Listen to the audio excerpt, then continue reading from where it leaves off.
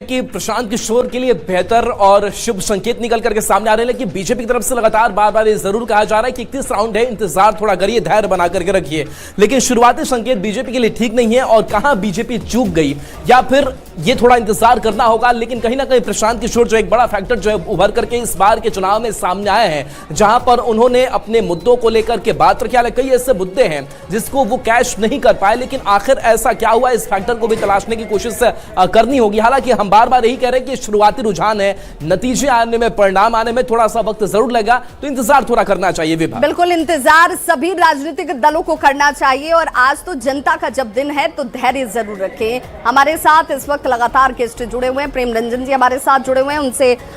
जरा एक रिएक्शन लेते चलूं। प्रेम रंजन जी, मैं बार बार ये कह रही हूं क्योंकि जब आपकी ये सीट रही है, लगातार आप यहां से जीतते रहे हैं, तो ये रुझान में भी आप ही की तरफ से इसकी शुरुआत होनी चाहिए थी, ऐसा अमूमन मानकर आप भी चलते हैं और जनता भी ये देख रही थी, लेकिन ऐसा हुआ नहीं। प्रशांत किशोर की स्ट्रेटेजी यहां काम कर रही है क्या?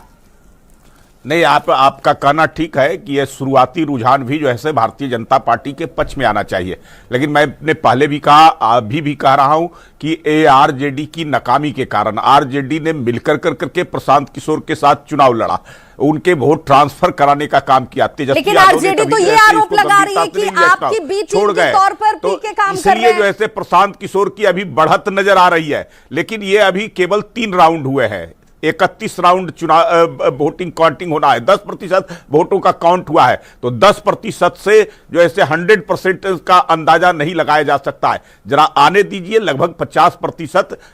मध्य में आने दीजिए, 50% वोटों का गिनती होने दीजिए, तब अंदाजा लगाया जा सकता है। मुझे पूरा विश्वास है प्रेम रंजन जी, ये सवाल इसलिए उठ रहा है, एनडीए के साथ रहेगी, विकास के साथ रहेगी, सरकार के साथ रहेगी, सरकार से बाहर नहीं जाने वाली। तो आप मानकर चल रहे हैं, ये सवाल आपसे इसीलिए पूछा जा रहा है, ये सवाल मैं आपसे इसलिए पूछ रही हूं क्योंकि आप कहते रहे हैं ना कि भाई ये मेरा गढ़ है, हम यहां से लगातार जीतते रहे हैं, लेकिन ये जीत जो आप आज तक दर्ज कर रहे थे, रुझानों में अगर आप पिछड़ गए प्रशांत किशोर से, जो पहली बार आपके सामने चुनौती पेश कर रहे थे, वो पहली बार मैदान में उतरे हैं, वो तीसरे नंबर पर भी हो सकते थे, लेकिन वो तो पहले नंबर पर हैं।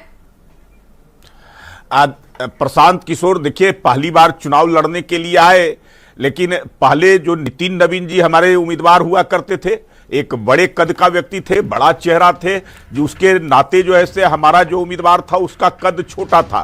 प्रशांत किशोर का कद बड़ा था और प्रशांत किशोर को जो है तेजस्वी यादव का आरजेडी का अगर साथ मिल गया, तो इसलिए जो है उनके जो है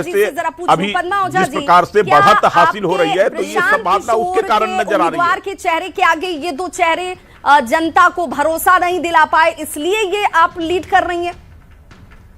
चलिए, कम से कम हमारे बीजेपी के कार्यकर्ता जो है प्रिय रंजन जी, इन्होंने ये तो माना कि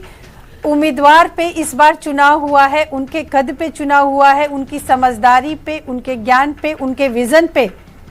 इस बार जनता ने वोट किया है। इस बात को वो माने, ये बहुत खुशी की बात है। पहली बार जब वो ठीकरा फोड़े कि आरजेडी की वजह से बीजेपी को कम वोट मिल रहा है, अरे वोट तो दोनों का कट रहा है, तो कहीं ना कहीं कद की बात जो है वो बिल्कुल सही है कि एक ऐसा व्यक्ति जो कि एक विजन के साथ चलता है, वो बच्चों की पढ़ाई की बात करता है, पलायन की बात करता है, रोजगार की बात करता है, स्वास्थ्य की बात करता है, और दूसरी तरफ लोग कहते हैं कुत्ता बिल्ली, और उसके बाद कहते हैं कि एक साधारण कार्यकर्ता को इन्होंने लड़ाया। चलिए, इसमें